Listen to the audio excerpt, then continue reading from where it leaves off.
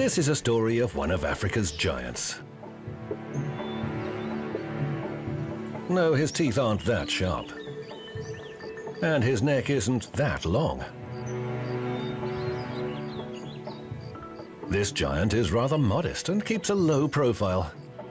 That's not him either. People are often scared of this particular giant, but he's nowhere near as dangerous as that one. Ours is a friendly giant. Every day, with the possible exception of weekends. He saves human lives. Here he is. His name is Isaac, a giant pouched rat. And unlike his brothers and sisters, he was born with a passion for travel.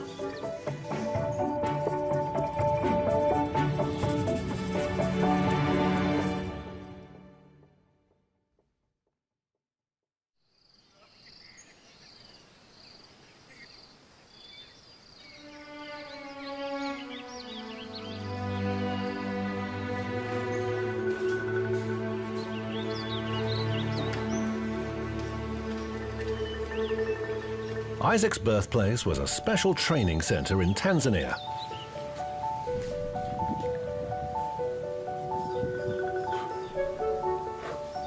It's called APOPO, which stands for Development of Landmine Detection Equipment. That's what Isaac is. He's a mine-sniffing rat. Rats are everywhere. They are sociable, they adapt to all circumstances, and they've lived in symbiosis with humanity since ever. They actually traditionally get rid of all our garbage, and they've been doing that for always.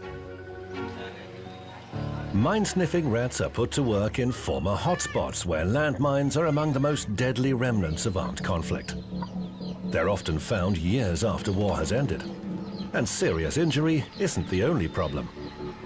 Imagine how it must feel to live with the knowledge that there's a landmine lurking somewhere near your home. When Isaac grows up, he'll learn to help make the problem of landmines a thing of the past. But it will be a full 9 months before he becomes a real pro. For now, he simply spends his time with his family. It's no coincidence that giant rats were chosen to sniff mines. In the wild, their extraordinary sense of smell allows them to search for food buried deep underground. It works with landmines too. The key is to train the rats to associate the discovery of TNT with food. And that's not difficult because everyone knows how intelligent rats are. The really hard part is making sure that the rat doesn't make any mistakes. That could be fatal, and not just for the rat. These aren't regular rats. That's clear from the way they eat. These giant rats have special pouches in their cheeks to store food, just like hamsters. So this particular animal is on the cusp between being a rat and a hamster. Perhaps that's why they're just a little bit cuter.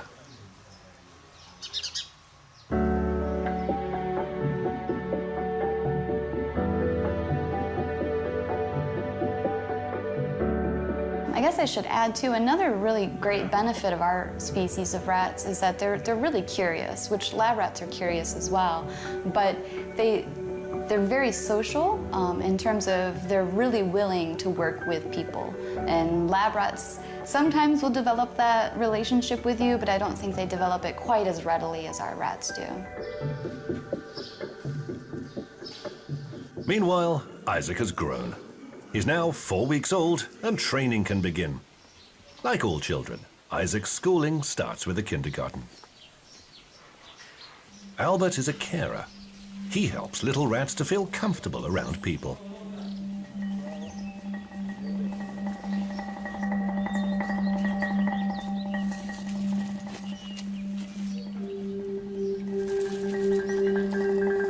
There is a different engine of the car is passing there.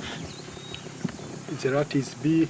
It is normal. It is normal. It is adopted the sound of engine. It is the concentration in a training. Does not afraid the sound of the engine. Interacting with the carer is a vital part of the learning process. It's important for Isaac's socialization, Mine-sniffing rats mustn't run away from or bite people. When he grows up, Isaac will weigh around 1 kilo, and his body will reach 30 to 40 centimeters in length, just about as long as his tail. Because they're so big, grilled giant rat is a favorite local street food.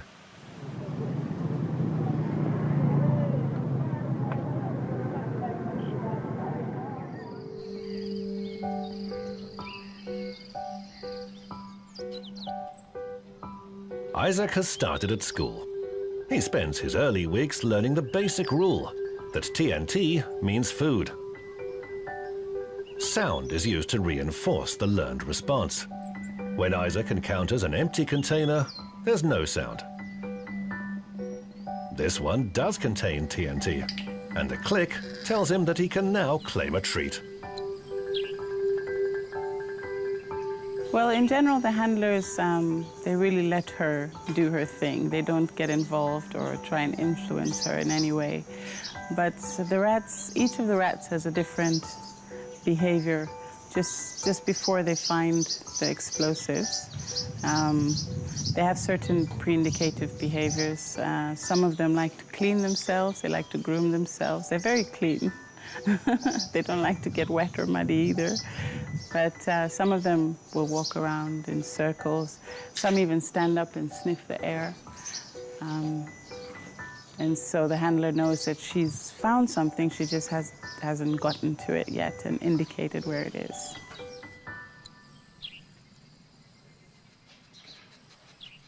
A rat's remarkable sense of smell can detect the tiniest traces of TNT.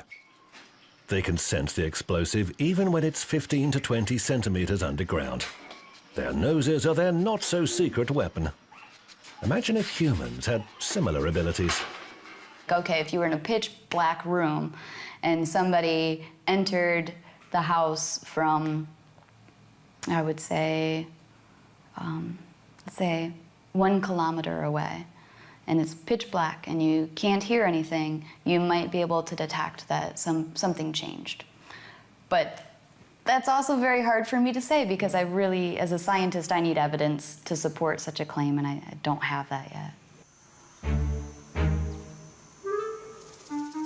Isaac and his sister are at the gym. They can give their paws a good workout, sharpen their teeth, and enjoy a sense of freedom.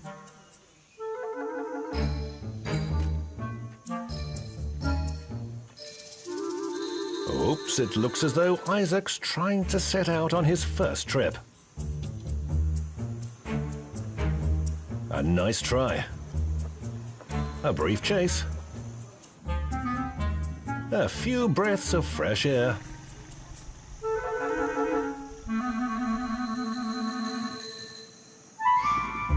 And he's soon back in the fold.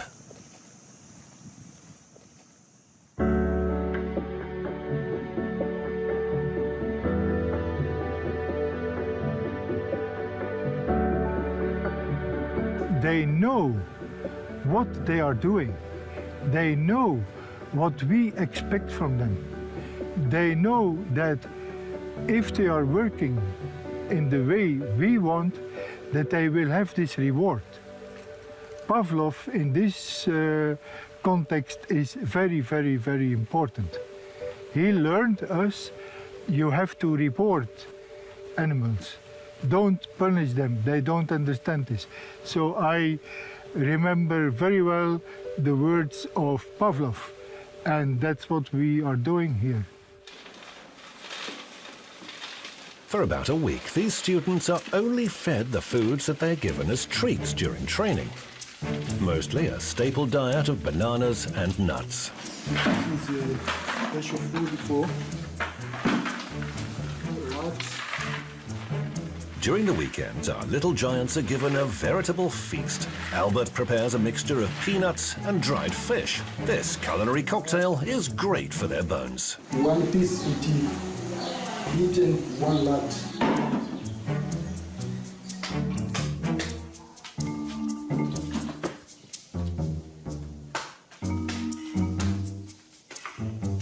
And it's no feast without dessert.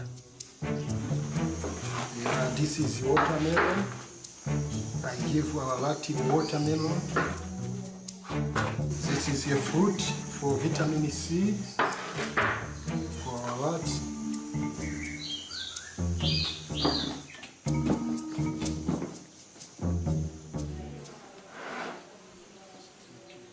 In the wild, giant rats live in small underground colonies.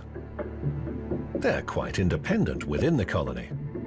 They live in their own burrows and tend not to share food with neighbors. Females can choose their own mating partners, but the colonies are not matriarchal.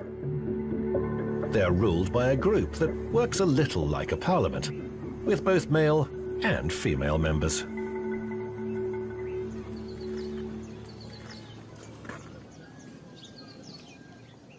It's a big day for Isaac. He's about to move on to high school. Just like every graduate-to-be, he gets his own personal transport. Now, Isaac can start his field training.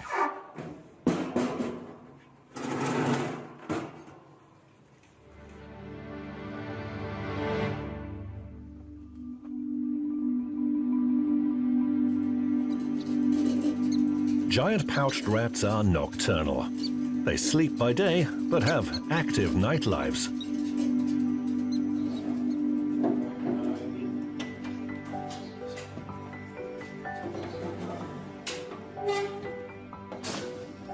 Carers try to adjust to the rats' biorhythms.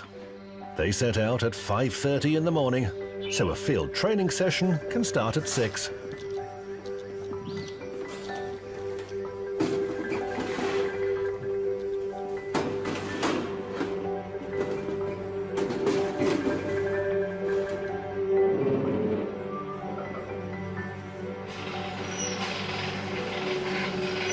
It's for moments like this that Isaac has been trained.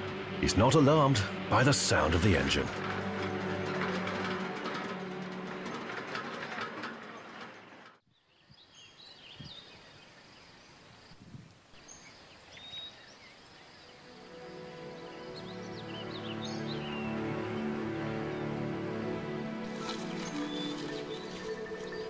My conclusion is that we need to train the trainers again. And I like that the older one will train the younger one. So it's not the white man who is telling them, the black, you have to do this and this and this. No, no, no, no, no. We have the older trainers, so there is material enough for the older trainers to train the younger one.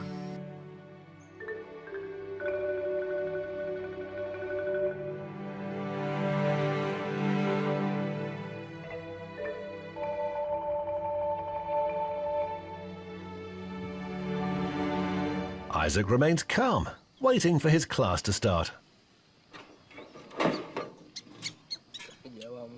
The trust between trainer and rat runs deep.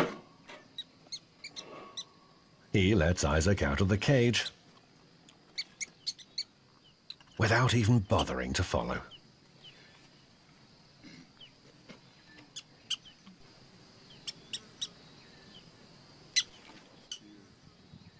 They have to concentrate them on the behavior of the rat. They have to make an interpretation of what the rat is doing. But you can't do this when you are telling about your adventures during the weekend. Isaac is now demonstrating model behavior for a mine-hunting rat. He sniffs diligently at the air. He's in no hurry.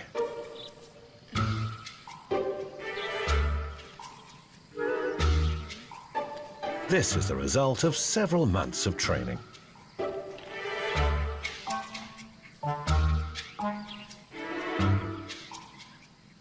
It looks as though Isaac might have found some TNT. He tries to rid his nose of all extraneous scent.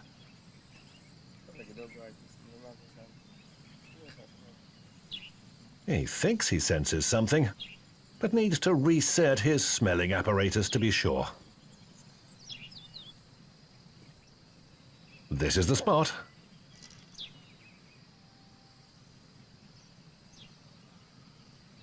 Now the trainer can send his signal.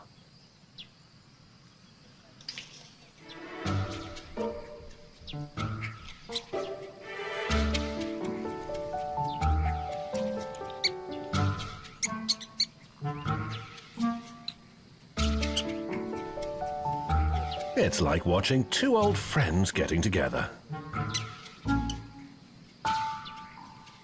That was performing perfect.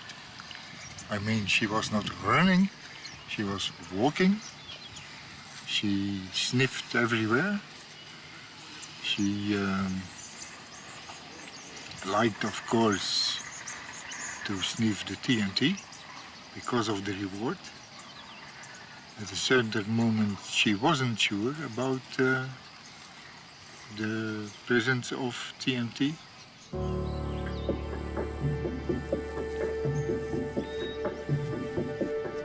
Isaac seems to have passed with flying colors.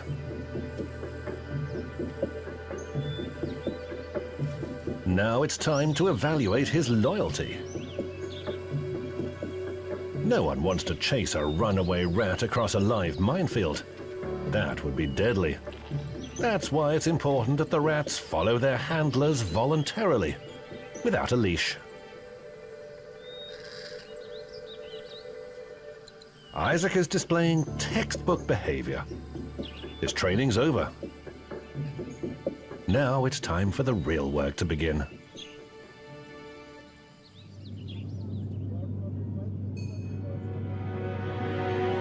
Isaac's traveling to Siem Reap in Cambodia.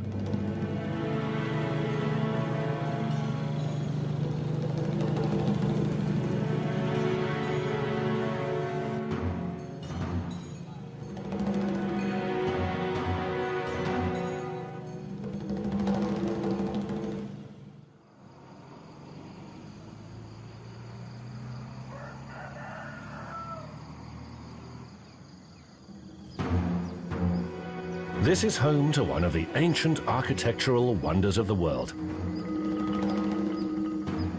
Angkor Wat. Millions of tourists travel here to take their best selfies. Tourism is one of Cambodia's main sources of revenue. But there are still landmines left over from the Civil War, and they are seriously hampering any further growth in tourism, to say nothing of the danger to life.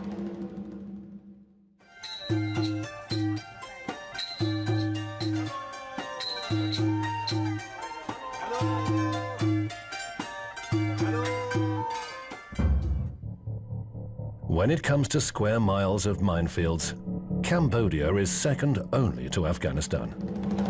The number of injuries caused by landmines is the highest in the world. Now, though, the situation is changing for the better. In the popular tourist resorts, mines can only be seen in museums, but there are still many danger areas in the country.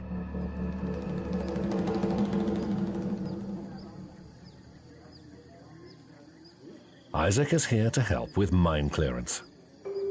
His new instructor applies sunscreen to his skin.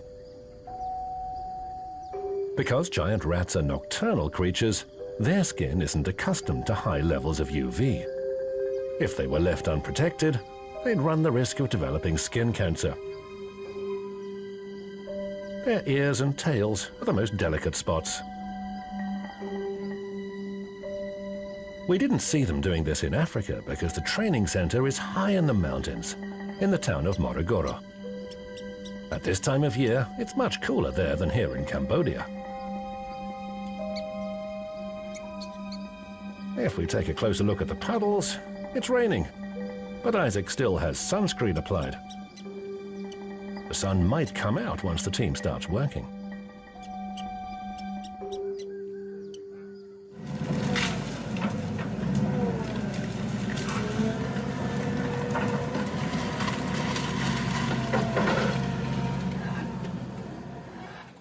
This is no drill. The team dons protective vests and helmets. No one knows exactly how much protection the gear would offer, but for now, they're off to work. It's not 100% like that, that if it happened an explosion is like that, but these are international rules that we have to use them. Yeah. If something explodes, with a visor, and then you're doing excavation down, if something explodes, that means at least you're protected on your face, rather than having nothing.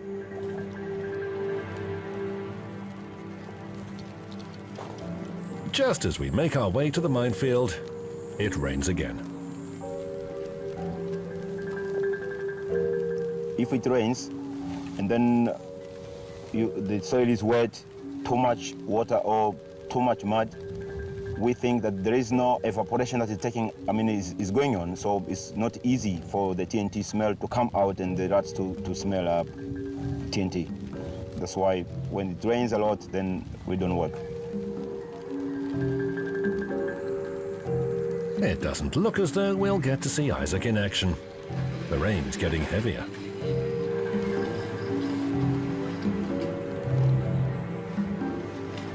Popo is saying we are saving lives. Yeah, okay. Very good said. A very good one-liner. But is this true? Are the animals prepared?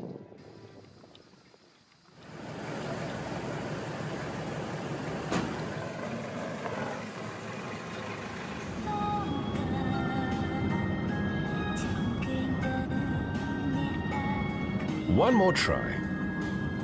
It's not quite clear if the rain will get in the way again or not.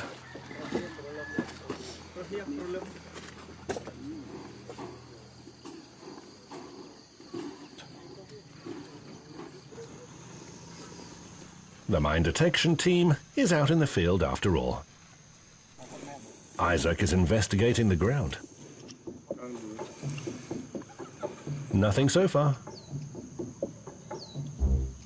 Suddenly, he starts to wash his face. This means he's identified a suspicious scent. The disposal expert approaches.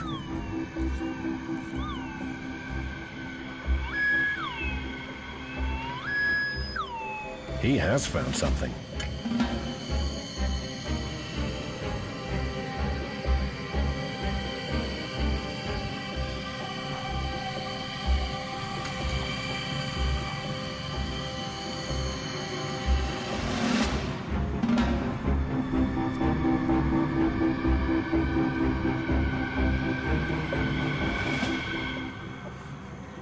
He seems to be really quite relaxed, so perhaps it's not a mine after all.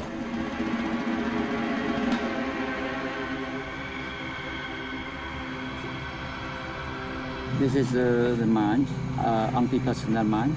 It's Thai 69, made in China. Isaac ក៏វាជាកណ្ដុរល្អមួយដែរក្នុងការហាត់រកមាន Isaac ដើរបានលះហួនហើយវាផ្ដល់សញ្ញាបានច្បាស់ថាជាចំណុចរបស់មីនវាផ្ដល់សញ្ញាលះហើយច្បាស់ទៀត All finds are carefully marked on the map. Cleared areas are highlighted in yellow.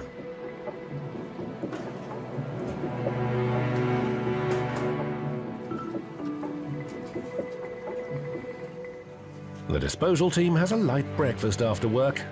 Everyone gets a banana. And they all seem to enjoy it. Isaac has come a long way for this moment of triumph. Now it's time for a rest.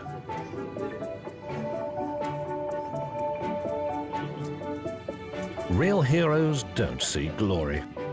True heroes need to rest to build up their strength for their future endeavors.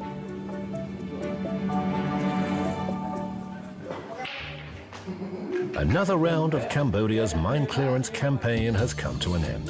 The field engineers have a chance to relax. and the young men take a leaf out of their charges book. Their nightlife is almost as exciting as the rats.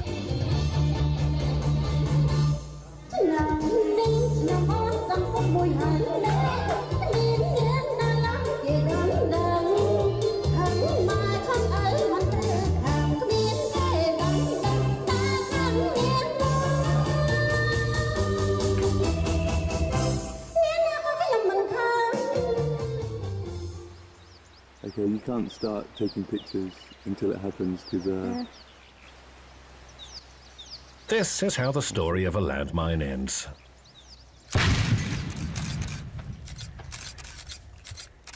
That's all there is to it.